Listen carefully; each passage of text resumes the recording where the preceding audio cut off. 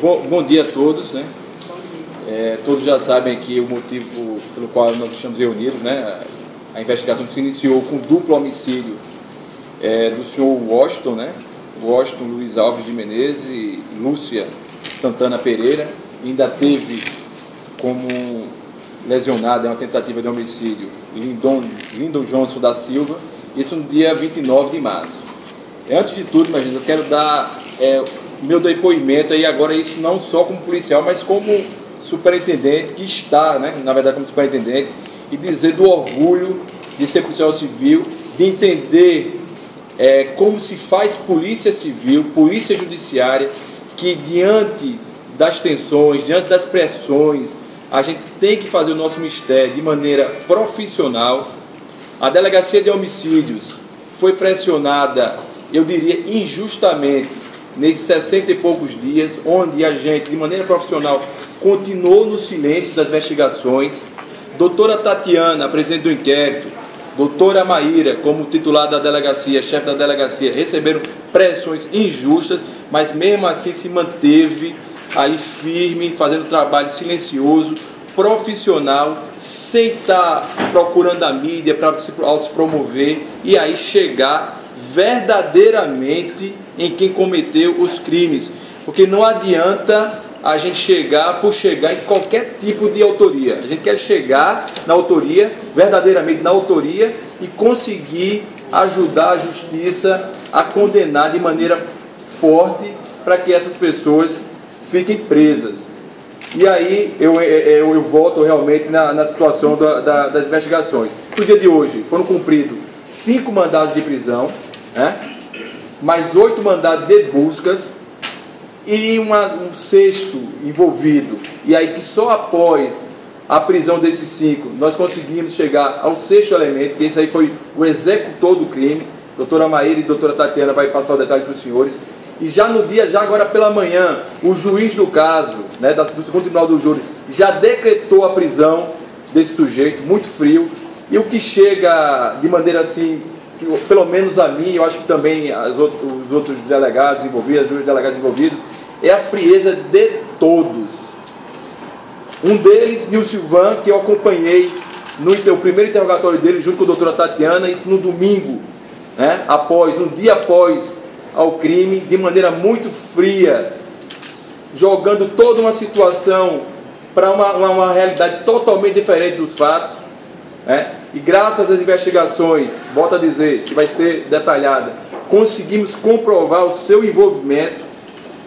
O senhor Francis Clécio, que foi o mandante, um dos mandantes do crime, muito frio também. A minha equipe, a do Dr. Assis, foi a que ficou incumbida de fazer o mandado de busca, de cumprir o mandado de busca no apartamento dele e também dar cumprimento de mandado de prisão, também muito frio. E aí os executores do crime, né, que deram guarida aos executores de crime, frios até demais também. Isso aí a gente pode perceber que foi digamos assim, um mote dessa associação criminosa. Frios, calculistas, sem o menor respeito à vida humana, certo? Então eu vou passar a palavra aqui para as doutoras aqui, detalhar toda essa situação, para que a gente possa avançar. Bom dia a todos. Deixa eu o microfone aí, porque... Pode puxar. Pode puxar mais.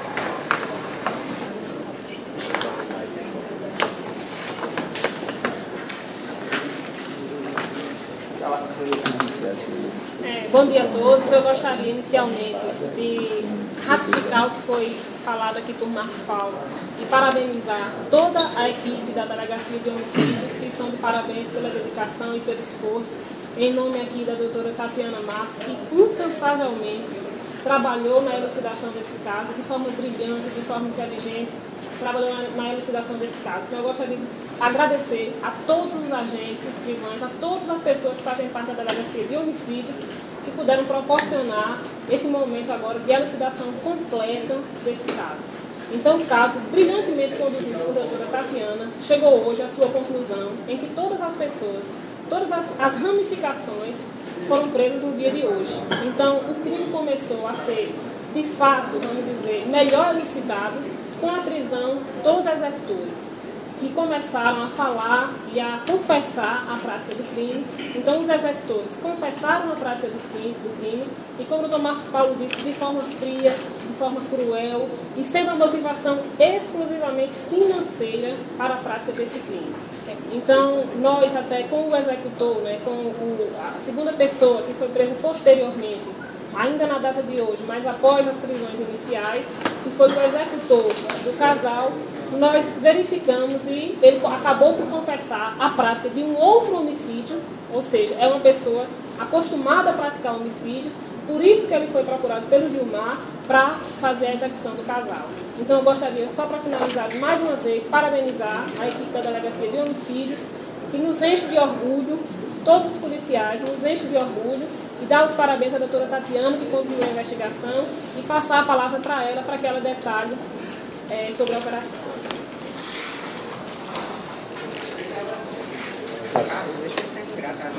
Vamos ajudar, peraí. Bota esse da primeira mais pra lá. Isso aí? Tatiana, é Barros ou Matos? Matos. Beta branco. Peraí, doutor, tá tendo um momentinho. Licença aí, Simone. Bota o meu do lado esquerdo aí. Esse aqui? Do lado de lá. Fale alto. Bom dia a todos.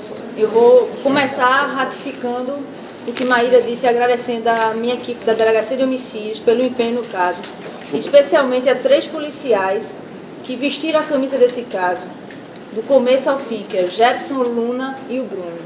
Obrigada a todos. Obrigado especialmente também à equipe do NAI, que é o Núcleo de Inteligência aqui de Campina Grande, que foi imprescindível para essa operação. Na manhã de hoje, a gente deu início, 34 policiais, ao cumprimento da Operação Iscariotes, numa alusão a Judas Iscariotes. Essa operação foi direcionada para o cumprimento de 5 mandados de prisão temporária decretados pelo juiz da 2ª Vara do Tribunal do Júri e o cumprimento de 8 mandados de busca e apreensão, todos cumpridos com êxito. Nesses mandados de prisão temporária, nós prendemos as pessoas do Neucivan Marques, Franciclésio Rodrigues, Gilmar Barreto, a esposa Maria Goretti, Aleph e agora por último Samuel Alves de Souza. Samuel Alves de Souza. Ou seja, começamos com 5 prisões temporárias e que agora por final já o Dr. Falcandre decretou a 6ª prisão temporária de fato executor do duplo homicídio. Bem, a investigação da gente foi bastante trabalhosa, foi difícil, porque foi um caso que a gente não tinha, o melhor que se tem para investigar é o quê? Testemunha. Então é um caso que a gente trabalhou, partiu literalmente do zero. Foi um caso que o empenho dos policiais foi essencial para a boa resolutividade.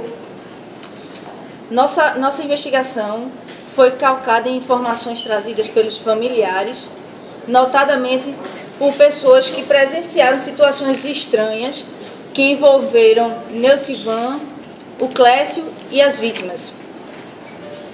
Com base em informações como, por exemplo, o primeiro atentado sofrido por Washington, que aconteceu no dia 1º de março, obtivemos os dados por intermédio de Alexandre, que era o motorista, de que após o retorno de uma viagem do Paraguai, onde vinha o Neucivan e o Washington e o Alexandre no carro de Bahia para Campina Grande, o Neucivan fez uso constante do aparelho celular, mandando mensagens de texto, o que chamou a atenção não só do Washington como do Alexandre. Então, chegando em Campina Grande, Alexandre deixou o Neucivan em casa e partiu para a casa de Washington, para a casa de Lúcia. No caminho entre Bahia e Campina Grande, o Neucivan perguntou ao Washington: você vai dormir aonde? E o Washington disse: eu vou dormir em casa, porque embora fossem um casal, ambos dormiam em casas separadas. A casa de Washington nas Malvinas e a casa de Dona Lúcia no Jardim Paulistano. Então Washington disse, eu vou dormir em casa. E Neucivan, mensagem de texto. Quando chegou já em Campina Grande, Lúcia liga para Washington e avisa que está acordada, porque isso era madrugada, 3h20 da manhã, e estava acordada esperando ele em casa. E o Washington diz, mudei de plano, vou para a casa de Lúcia. Neucivan, mensagem de texto. Alexandre deixa Neucivan em casa. Assim que Neucivan chega de casa, a primeira ligação de Neucivan foi para Clécio, avisando que já estava em casa. Então, quando o Alexandre chega em casa, na casa de Lúcia, que o Washington desce do carro, sai de dentro de uma S10 preta 2 indivíduos, um encapuzado e um sem capuz. O encapuzado vai em direção ao Washington, que com a ajuda de Lúcia consegue entrar na casa e fecha o portão. Mas o motorista, o Alexandre, ficou do lado de fora. E o meliante que estava sem o capuz foi abordar esse motorista, o Alexandre. O Alexandre descreveu esse indivíduo e pelo fato de estar sem capuz ele conseguiu reconhecer. Eles tentaram abrir o portão para entrar, só que o Washington gritava, vou embora, estão filmando, está sendo filmado, vou embora. Resultado, os 2 homens entraram no carro, na S10 preta e foram-se embora. Então, começamos por essa ocorrência. Quando avaliamos essa ocorrência, percebemos que Neucivan, assim que botou o pé na Paraíba, que desceu do avião, a primeira ligação que ele fez, que o correto seria ligar para quem? Teoricamente, para quem é comprometido aqui, a primeira ligação seria para quem? Para a mulher. Não, a primeira ligação que Neucivan fez a 1h17 foi para Clécio. A segunda ligação que Neucivan fez a 1h22, aí sim foi para a mulher. Mas depois desse contato que Neucivan teve com a mulher, Fabiana, ele manteve, no curto espaço de tempo, de menos de 2 horas, ele fez 2 ligações telefônicas para Clécio e mandou 4 mensagens de texto, justamente dando o itinerário e de Neucivan, né, para onde Neucivan estaria indo. Então, partindo disso, a gente já começou a trabalhar a relação de Clécio dentro do homicídio, porque o fato de Neucivan ser um suspeito, isso aí já era bem basilado. A gente começou então a ter o envolvimento do Clécio. Com base nisso, a gente começou a trabalhar com a localização de Clécio no momento do homicídio. Né? Clécio fazia parte do casamento também, estava lá junto com Neucivan. E aí, quando a gente pediu que viesse o extrato reverso dos telefones utilizados pelo Clécio, nós notamos uma frequência imensa de contatos telefônicos de Clécio com uma pessoa que já estava sendo investigada como ser suspeito de seu executor, que seria a pessoa de Gilmar. A informação do envolvimento de Gilmar surgiu pelo DISC 197, por isso que é muito importante vocês divulgarem o 197. No dia 2 de abril, chegou uma denúncia no 197 informando a participação do Gilmar. E a gente precisava, não era só informar, como eu comentava, a gente não pode só achar, a gente tem que ter provas para segurar, e eu afirmo a vocês que eles aqui estão mais amarrados do que nós. Esses aqui eles não saem mais. Então, o que é que acontece? Quando a gente começou a trabalhar, percebeu que o Franciclécio fazia constantes ligações telefônicas para o Gilmar. E o Gilmar estava na mesma localização do casamento.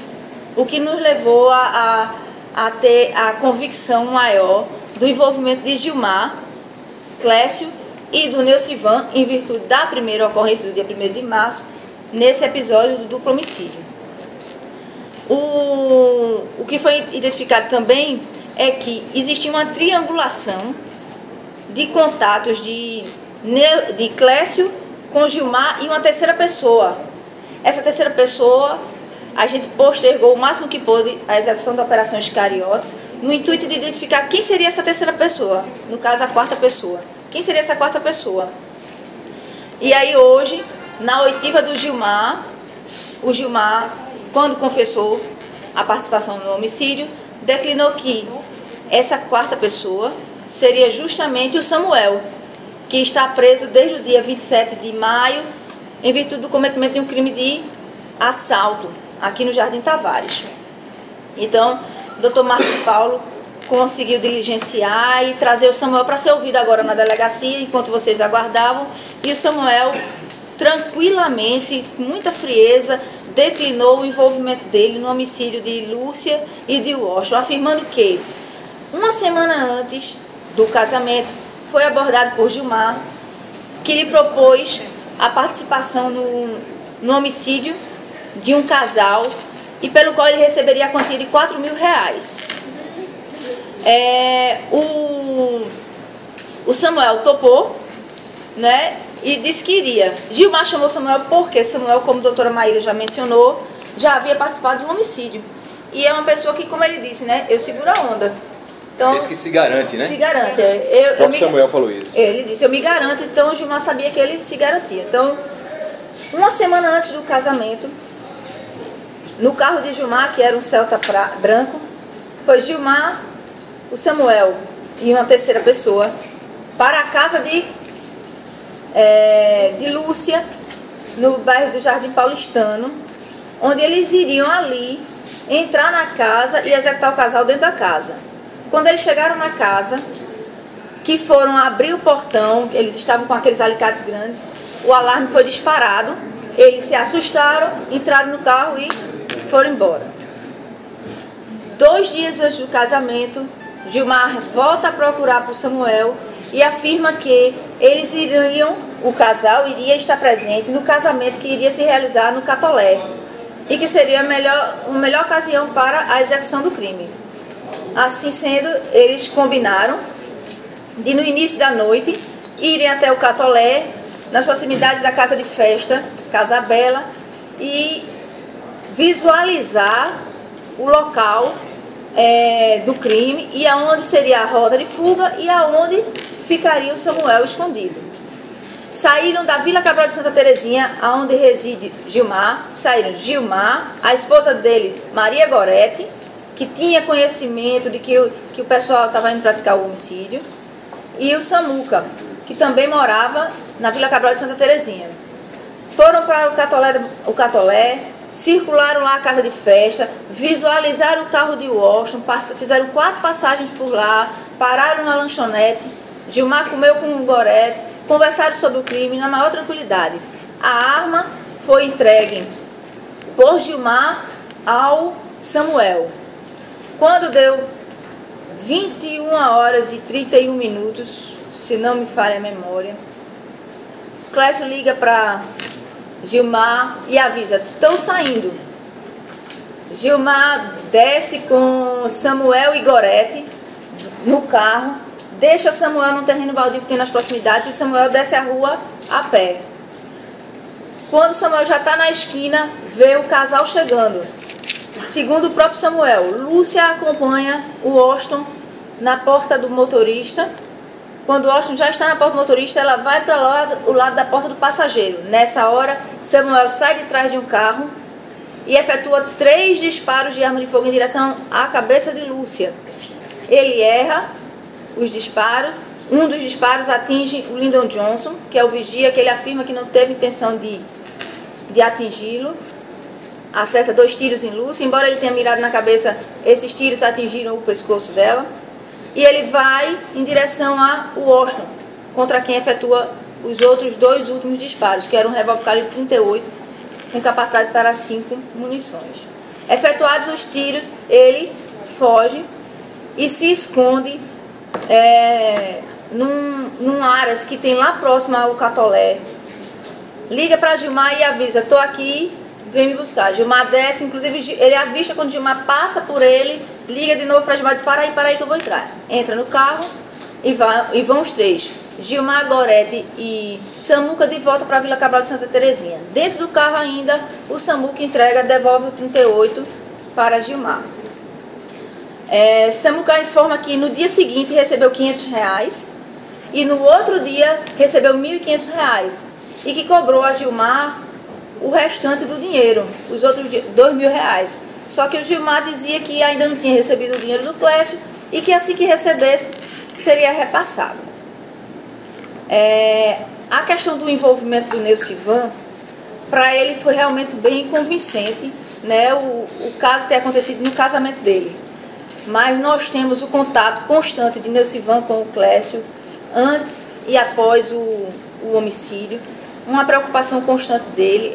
Ele com o falecimento do casal, passaria a ser o único dono da empresa Sapiens, né, que possui uma cláusula específica que exclui os herdeiros da sociedade, ou seja, ele seria único, dono único.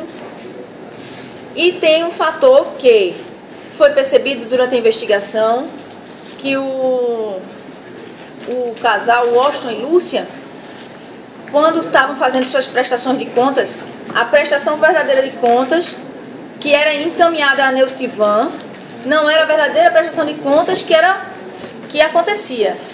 Então, o que é que acontece? O Neucivan, no início do ano, encontrou um relatório, que não era o relatório que era passado para ele, e foi aí que começou a ficar cabreiro, digamos assim, em relação ao casal. Sem levar em consideração também que o casal conseguiu angariar de bens, de recursos, era muito além do que o próprio Neucivan tinha. E isso começou a causar uma inveja. Então, quando o Washington comprava um Honda Civic, Neucivan comprava um Honda Civic. Quando o Washington comprou um AS10, Neucivan comprou um AS10. Quando o Washington comprou um Ford Fusion, Neucivan quis comprar, só que não teve crédito para isso. E quando ele chegou lá para comprar um Ford Fusion, que o vendedor informou, olha, Neucivan pagou à vista, R$114 mil. Aí o cara, tem algo errado. Gosto. Só uma... Passa a informação. Passa aqui, doutora, essa informação. Porque, como eu já tinha dito, né, nossa equipe nos enche de orgulho. Continuavam em diligência, conseguiram localizar a arma que foi utilizada no crime. Agora exatamente essa arma. Nesse exato momento, essa arma que foi utilizada no crime. E ela foi encontrada porque os agentes passaram a diligenciar. Porque o Gilmar inicialmente dizia que a arma estava com o Samuel. Quando o Samuel foi ouvido, disse que a arma estava com o Gilmar. Então nós voltamos a interrogar o Gilmar e aí ele acabou por confessar que ele havia repassado a arma para um adolescente e esse adolescente havia sido apreendido. Os agentes fizeram a diligência na delegacia da infância, localizaram a arma, apresentaram ao Gilmar e ao Samuel e eles confirmaram que essa foi a arma utilizada no crime. Parabéns mais uma vez à equipe de homicídios. E para corroborar que não cessam o trabalho. Esse envolvimento de Neucivan com Francis Clécio, no apartamento de Francis Clécio, nós conseguimos apreender pelo menos 3 folhas de cheque em nome de Neucivan, um dos valores, se não me falha a memória, R$22 mil e alguma coisa, o outro R$40 mil, mais de R$40 mil. A certidão de casamento de Neucivan estava no apartamento de Francis Clécio, portanto, e assim, a ligação deles não era só de amizade, não. Eles tinham um verdadeiro ali, eu diria até ali um intuito ali criminoso em toda a situação. O Samuel Alves, o Samuca, em seu interrogatório, disse que o Francis Clécio tinha contratado Gilmar para matar o casal, porque o Washington devia um valor ainda de um carro, que seria a caminhonete AN200. Portanto, também tem essa motivação. E a motivação não se restringe isso aí. Porque tinha uma conveniência, como a própria doutora falou aqui, a comodidade da situação financeira da sociedade. Então, assim, eles viraram, eu diria que Neucivan e Washington foram parceiros, mentores do crime. E Gilmar, Gorete e o Samuel foram os executores. Perdoe-me. Neucivan e Clécio. Não, Neucivan e o Francis Clécio, que também é chamado de Clécio, eles foram os mentores do crime, certo? E o Gilmar, o Samuel, o Aleph e a Gorete, eles participaram da execução. O Samuel foi o que realmente atirou, portanto não tem a menor dúvida. foi pedido extrato reverso, a Delegacia de Homicídio por intermédio da doutora Tatiana. Foi pedido, eu estou falando nisso porque o juiz já liberou o sigilo, senão no dia de hoje nós pedimos para que ele liberasse o sigilo das investigações, portanto é por isso que eu estou falando. Então tem toda uma documentação, uma análise de uma prova que é muito forte, que é a questão dos estados, todas as ligações, toda a dinâmica, desde antes do próprio homicídio e também depois. E também o próprio interrogatório de Gilmar, que confessa, de Samuel, que confessa, e de Aleph também, que confessa sua participação. Portanto, a Polícia Civil não tem a menor dúvida, o menor receio de apontar essas pessoas como partícipes, um deles partícipes e autores desse crime, ou seja, envolvidos nesse duplo homicídio. Eu acho que o trabalho da Polícia Civil foi exitoso e inconteste, tanto é que o Ministério Público foi favorável às prisões e às buscas e o juiz decretou. Tanta gente Doutor, o que a gente tem. A arma adquirida pelo casal teve intermédio de algum deles? Teve intermédio de um funcionário da empresa chamado Micaelis. Henrique Micaelis. E a participação de Aleph? Aleph é o seguinte. Tudo nos leva a crer que eles já estavam tentando matar o Washington e Lúcia há mais tempo. Uma das tentativas, né, foi essa ocorrência do dia 1º de março, que só não logrou êxito porque a Lúcia conseguiu